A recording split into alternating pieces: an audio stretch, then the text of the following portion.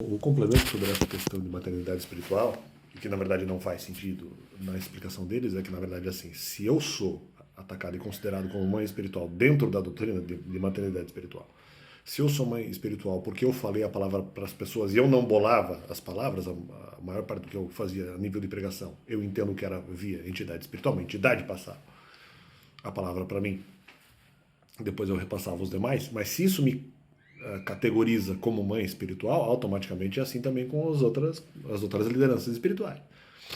Quem passou a palavra para uma outra pessoa falar não é necessariamente mãe espiritual. Quem é mãe espiritual é quem passou para mim.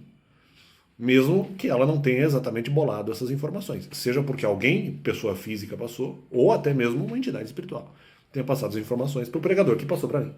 Mas é o pregador que passou para mim que é minha mãe espiritual. E não a entidade.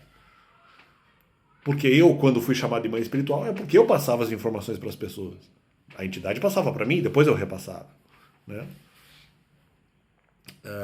E eu sou mãe espiritual porque eu passava diretamente. Da mesma forma que o pregador passava diretamente para mim, seria pai ou mãe espiritual meu. Né? Então é assim que funciona e é assim que funcionou. Né?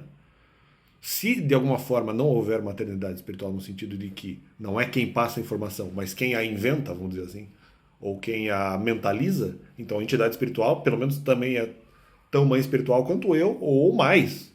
Ou apenas ela seria, porque boa parte do que eu preguei não veio da minha lavra, na verdade. Da mesma forma, talvez com outro pregador, que eventualmente recebeu palavra de alguém ou de outra pessoa, mas então ele, só por ser o intermediário direto da palavra, não seria a minha mãe espiritual. Quem bolou a palavra seria. E depois passou para esse pregador que falou para mim. Né?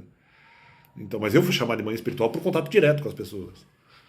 E eu não sou a causa dos problemas delas, então a maternidade espiritual também não pode ser causa do problema. Não pode ser quem causou. Né? Teria que ser quem explicou a doutrina. No caso, eu sou mãe espiritual porque expliquei a doutrina, não porque causei problemas para as pessoas que eu não causei problema para elas. Então, se eu sou mãe espiritual porque passei as informações, só é minha mãe ou pai espiritual quem passou as informações para mim. Em relação ao mandamento, eu descobri sozinho as duas vezes. Então, fica esse complemento, valeu.